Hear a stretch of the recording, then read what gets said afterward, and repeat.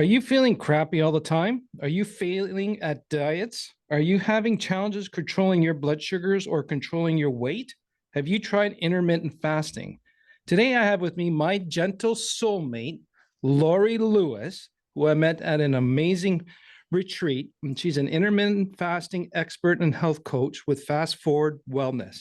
She has been a guest on many health podcasts, and we had quite a few conversations in Baja, Mexico, and we kind of connected at this intermittent fasting thing. And I wanted to share with you, the listeners, the perspective that she has about to do it is a lot easier to deal with than what most people are trying to spew down our throats. So, Lori, I appreciate your time here today. Thank you, Andre. So great to be with you.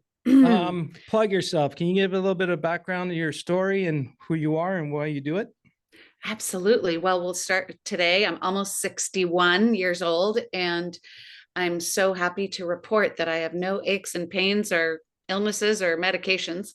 And I am actually getting stronger and stronger. And what I can attribute that to, well, almost 7 years ago, right now, the opposite was true. I was in menopause. I had suddenly gained 50 pounds in menopause because of the hormonal chaos that ensues during the, for me, it was about a 10-year period of perimenopause and menopause. Every inch of my body ached, and I was getting foggier and losing my memory. I could be in a conversation with you and truly not remember if I just asked you a question. And so physically, mentally, and emotionally, I'm in a very different place than I was 7 years ago. But fast forward even more, fast backward, rewind even more years, I have always had a passion for nutrition. And so I've just for fun on the side studied how I can fuel myself well. And I always found it to be quite important for me to be a person who was mindful about what I ate. So then when I hit my 40s and I was lean and fit and running marathons and eating the nutritious way that I have for years, for me suddenly to be so unwell in perimenopause was a shock for myself and for those who know me. And so when I was able to restore my health with intermittent fasting, everyone in my life wanted to know how on earth I did that. And so 5.5 years ago, I started my first classes, and I've just led my sixth holiday program. Over the holidays, helping people realize that no matter what is happening in life around me, I can be a person who takes really good care of myself. I can have an eating window. I can choose delicious, nutritious food. And it is absolutely astonishing to me that I get to spend my days listening to what people are struggling with and helping them feel steady with taking really good care of themselves, no matter what's happening in life. And I think you got a great gift for that, for listening to people and hearing them well and help them coach them. And before we get too far down this rabbit hole, which I know will be, I just want to make the listeners aware that we are not doctors. We're not medical professionals. We are sharing our experiences with intermittent fasting.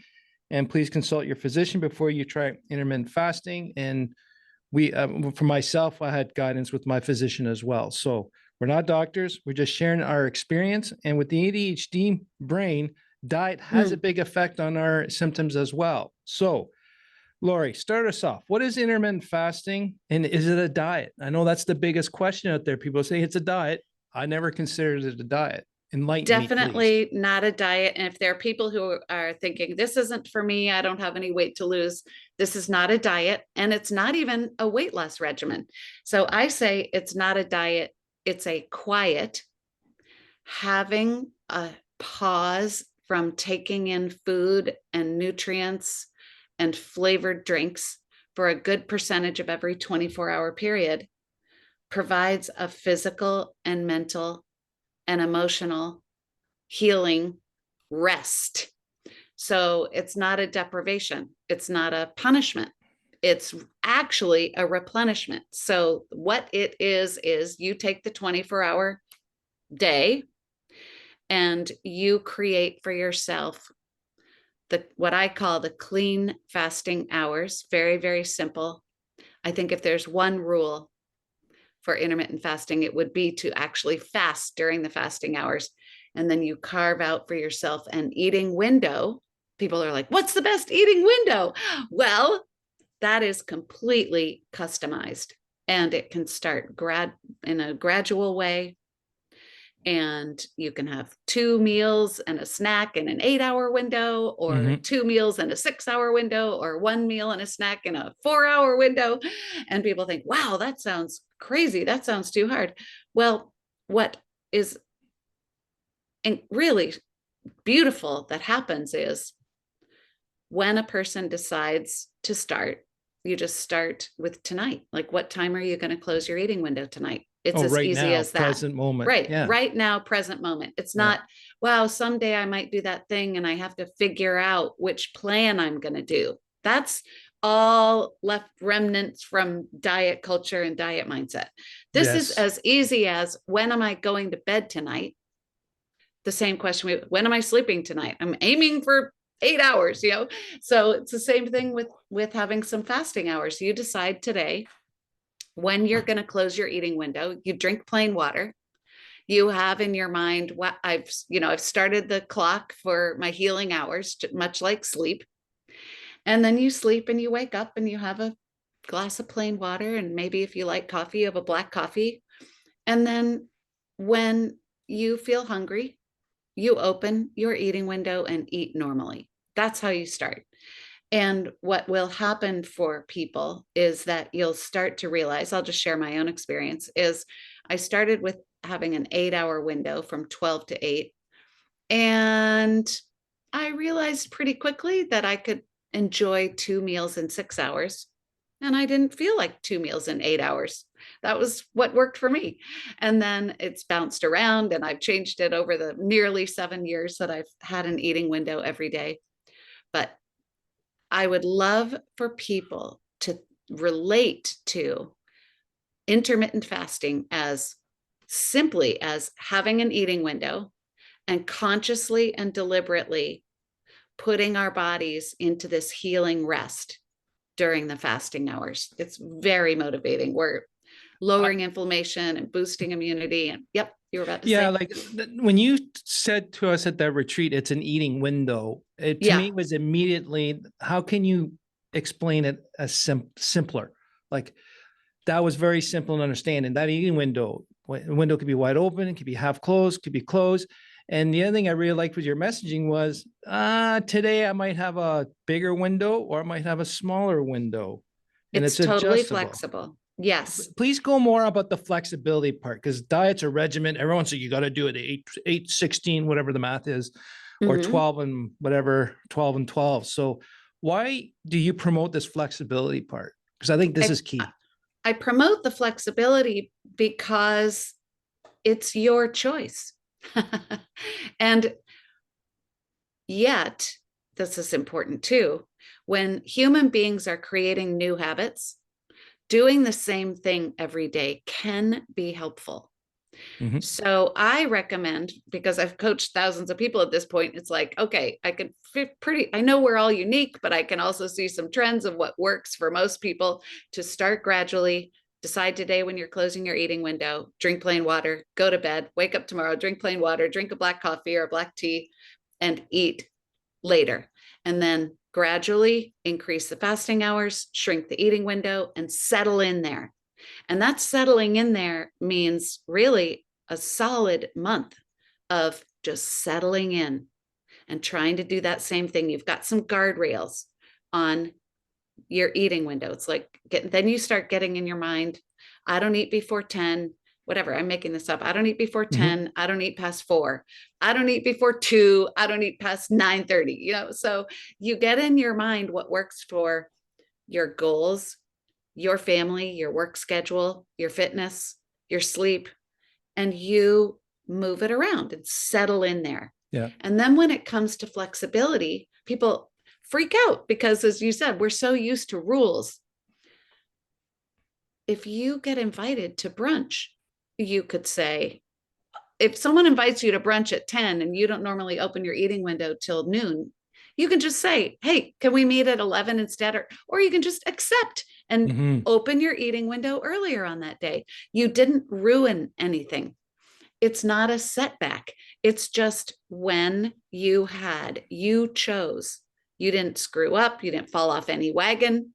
You Yeah. chose to either make your eating window earlier today or expand your eating window today. And then tomorrow, there's no like revenge fasting. It's not like, oh, Oh tomorrow yeah, I have good. to make up for it. You just have your. Yeah. So the light question I ask is, when's your eating window today? That when Today, you wake up, you just look at today and you're not like, next day, not the usual, what it is no, today. today. Wow, that's a different perspective. That, Yeah. well, it is because it's liberating to realize that I have a choice and I'm actually practicing feeling so well that my choice most of the time is going to be based on what has me feel well. And Right. then sometimes it's going to weave and bob around other people or a work trip or vacation, right? But mostly I'm going to figure out what has me feel my very, very, very best. And I'm going to stick to that, not because I'm all regimented, but because that has me feel the best.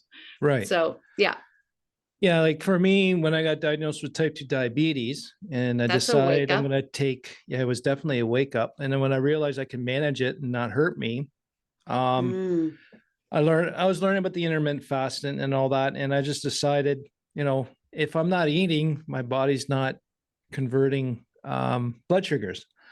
Then I realized I never was a morning breakfast person anyway. So I'll just wait. I'll bring a lunch Mm. to work. And then the way my work is and the way I work also is 3, 4, it's 3 o'clock before I start doing the lunch. Like, well, what's the point? I might as well wait till I get home to have dinner. Exactly. So, Yeah. and that was not a couple of weeks. This was over a year, right? And then all of a sudden, then I Yes. just stopped bringing lunches to work. And then now I just eat dinner every day. And I try to keep it eaten no longer past 7 o'clock. I try not to eat anymore because a long time ago I discovered if I stop snacking after 7 p.m., I actually lost 15 pounds in 3 weeks once just stopping snacking. Because the way I see is the body goes, oh, you're going to sleep soon. So I'm going to take all that energy and just put it to your belly. It's I belly fat. think people do not need to No. become an intermittent faster. People don't need to be doing Yeah. intermittent fasting. If someone as simply, it's just decides, you know what, my cutoff, there's a time I'm going to close my eating window or whatever you want to Mm-hmm. call it. I don't care what you call it, but it's like, yeah, I don't past 7:30, I drink plain water. That's just what you do. You're just going to practice that. Right. I promise you, it will change your life. And Right. then So you you just sleep put a better. guardrail. Oh, you'll Right. sleep You better for sleep better sure. because your body's not digesting food and it's not putting the food straight to storage. And you know the importance of getting as much deep sleep as we Yeah. can. And that deep Yeah. sleep is that repair aspect for our brain happens earlier in the night. The REM sleep happens earlier in the Yeah. morning, Later. but Yeah. Yeah. before 2 a.m. is when most people, based on our circadian rhythms and when you go to bed, and if you're Mm-hmm. still digesting your food, we want to have at least 2 hours of that digestion underway before we start sleeping so we can max out on that deep sleep. So important. I do want to share though, like I was open and honest with my doctor because and I'm really impressed with my GP because it was a two-way street. I wasn't doing the traditional diabetic diet because to me it was too many carbs. And we kind of worked a deal. Says, Mm. I want to do this, this is what I'm starting to do. And he goes, because I meet him quarterly with the blood work. He goes, as long as your blood work is normal and you're not losing, he said, what's your energy level during the day? Are you sleeping well? And how's your mood? What And a then to great this day, doctor. right. And to this day, we're still fine. Right. So that's why I find if you got a medical professional, you can work it. So that worked for me, but I know other people, they try to do my schedule, but their blood sugars get too low. So they actually eat earlier in the day and have a longer fast in the afternoon. So I it's love that. really individual and what Yes. works for you? Many people love waking up, having their, I call it candy coffee, the way they like Hmm. it in the morning. So people are like, you're going to claw my creamy sweet coffee away from my cold, dead hands. It's like, okay, have your eating window in the morning. But then people are like, oh, but I like having dinner with my family. Well, we got to start making some choices here. And I think one of the most addictive substances on earth are those coffee creamers. People think they're Oh chips yeah. and candies and so forth. I think that the way they've designed coffee creamer these days is, whoa, Or really even got its claws in sweeteners and people, sugars. and Yeah. the industrialized seed oils in there. Yeah. So um, but regarding the simplicity, see, it's food and so forth, that and our personal schedules that complicate things. But the simplicity of figure out with your life and your own body, like my consciousness has a relationship with my Yeah. body, and start to discover. It's such an exciting and interesting discovery. I What never eating realized. window You're is going to right. make you feel your best? I never thought it. That was a discovery, a process. It's amazing. It's so fun. It's Yeah. What there's I no, discovered you was can't I did mess this not up. need as much food as I was told being raised. Correct. And I'm still active. I still go to the gym. I still do a lot of physical stuff, but I'm actually eating a lot less than what's recommended for my size, my height, and age. Right. Well, here's why. Because for a good portion of every day, your own body is tapping into your own stored fuel, and Yeah. we are never going to run out. That's So, my belly, or used to be. never going to run out. So, I'm at my ideal, whatever my ideal weight for Hmm. my height and so forth. And I kind of weigh what I did in high school. It's like my body is settled into its zone where it's healthy and feels really well. And I'm about, I don't know, 22% body fat. I'm never going to run out. I have Hmm. a nice little eating window every day that makes me feel so good. Like it's just the best.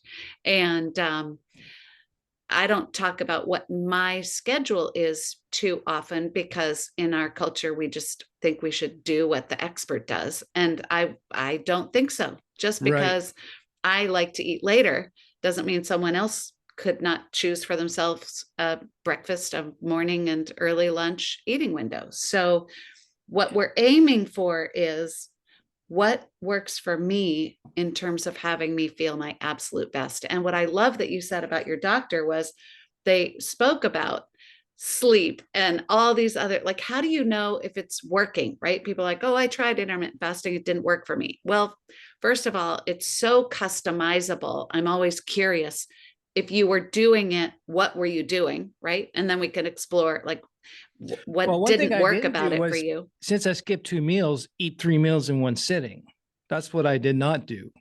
Right, but your own body, when you're intermittent fasting and having an eating window, your body is tapping into that Right. stored fuel. Yeah. So you oftentimes don't need to eat as much. Then people think, well, it's calorie restriction. No, it's not, because No. again, you're utilizing the stored fuel on board during your fasting hours, which includes sugar, stored sugar, which is glycogen, Hmm. fat, body fat, and even protein. Because when you're fasting, especially over 18 hours a day, there's a process called autophagy. In the other parts of the world, in Canada, you say autophagy. Um, you say autophagy, I say autophagy, which is a deep cellular repair. And we're utilizing old, broken down, junky proteins. So we've Yeah. got protein, sugar, and fat on our own body. And then in the eating window, our body each day will, the more you're an experienced intermittent faster, the more we're tuned into what our own body is saying. Eat more today, eat less Yeah. today, Yeah. and it's a beautiful communion with our own body and honoring, like, a reverence. So when a person asks, is it working? Question one is, how well do you feel? Is your energy up? Are so how well do Hmm. you feel? How are you sleeping? Are you able to hit the gym? And, so how So well we feel drives everything. the one thing I really like what you're saying here today is you have yet to tell us what type of food to eat, how much, or what not. That's right. And that's key because you can eat a lot. Like we had Josh Martin there, football player, Yeah, right? And I remember how sitting there. He goes, "Someone's asked, oh, what kind of diet do you count calories?" I eat what I want, that's right. right? But he structured his eating window. I don't think he realized that, but he does a lot of physical exercise as well. And the biggest thing I got, like I lost almost 70 pounds with my diagnosis of type 2 diabetes. So the first 30 was definitely undiagnosed diabetes. And then the 40 was I wanted to get my weight down. And for me, I love bread. I was a big bread. That's what made me obese and diabetic. But really, in the end, it was my relationship with food changed. Like you said, the Mm, intermittent fasting is habit. It's a habit. Your body has to follow in that habit. So when I changed my relationship with mm, food, which was I'm only eating for sustenance, no longer for enjoyment. That was my mental shift. mhm. Um, I'm no longer looking forward to eating. That really made me not eat. And after 6 months, I felt my body. I swear it talked to me. My body just went, I think It you're does. taking this seriously. So tomorrow I'm going to work efficiently now. I had more energy and I'm eating a lot better, cleaner food. And I think this is my interpretation, the way I see things. A lot of the crap that's in food right now to make it last longer, I think our bodies cannot process that efficiently. And they're That's trying correct. constantly to get it out of your system. So That's it's right. pulling energy from different areas of your body to overwork where it's not supposed to. So that's when I got the sense Correct. was, hey, you're gonna stop eating crap all the time. So we're gonna work efficiently. And I had a lot more energy. I had less mind fog, Mm. and less aches as well. So relationship with food to me was a big change. What was yours? What I, was your oh, discovery doing that process to start with? well, what I can promise people is that when you start having an eating window and when you keep the fasting hours very simple, fasting clean, plain unflavored water, plain unflavored black coffee, plain unflavored bitter black tea, Mm-hmm. that creates a simplicity. There's no more decision fatigue. You don't have to be entertaining yourself during the fasting hours. You can just know your body is healing. There's no confusion. You keep it simple during the fasting Yeah. hours, save the flavor party for your eating window, and go about your life during the fasting hours, and you'll just have amazing energy. Everybody's relationship with food will change when you become a person who keeps an eating window. Now, Mm-hmm. you said your own self, your mind, your emotions, your body decided for yourself that food was for fuel and not for entertainment. Yeah. My experience was very different in that it's exciting to look forward to my eating window. Now, do I spend all my fasting hours thinking about my eating window? No, because I'm burning my own body fat. I'm not, hunger kind of comes and goes, but it's not occupying my mind. Yeah. But when I think about my eating window later, like I'm excited for what I'm going to have when I open my eating Right. window. It's delicious. So I think for many people and myself, I use this term window worthy. The food that I choose for myself became more and more window worthy. Why would I choose for myself some mediocre, tasteless, cheap, Mm-hmm. like poorly crafted, like I want food that, as I say in my eating window, that food that I love, that loves me back, food that I can't wait to eat, that is going to make me feel so satisfied. It's delicious and satisfying. And there's a phenomenon that happens as a person is fasting clean and keeping an eating window over time, and that's called appetite correction, which Mm-hmm. means that appestat, the appetite center in our brain that regulates a bunch of satiety and hunger hormones, starts to work correctly. Like a Right. wild animal knows how much to eat. It knows when it's done eating, and it can walk away from its food because the appetite correction kicks in and says, I got enough nutrients. Stop eating now. And when you said my body talked to me and I could hear it, that's appetite correction. That's why in the beginning of our conversation, I said it's not a diet, it's a quiet, because all the noise, all the cravings, all the chaos quiets, and we actually can hear what our body needs right now and what it needs today. And that need includes quality of food and quantity of food. Like, we get the communication. And so people start enjoying food more. And what will happen over time is that people will naturally start choosing higher quality food. That's actually I food. think So I it's distinguish an between automatic. food. Yeah. Food is, food is something we would recognize that grew from the ground, or and what mostly I would say, they don't sell a lot of food in the grocery store. People are like, that's all they sell there. It's like, Oh, not so much. it's not real Actually, food. it's No. mostly not actual food in the grocery store. Yeah, I like how you just repeated that intermittent fasting is not a diet. It's a pause to taking in food. I think, again, it's another nice mental shift.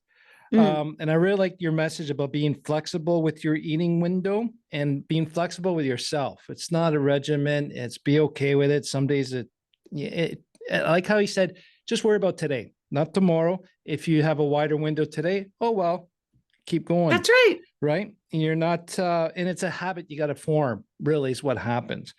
And thirdly, just start today.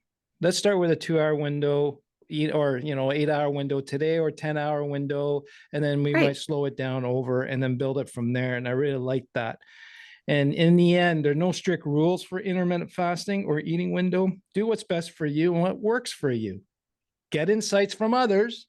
Try it. If it ain't working, change it. There's no strict rules.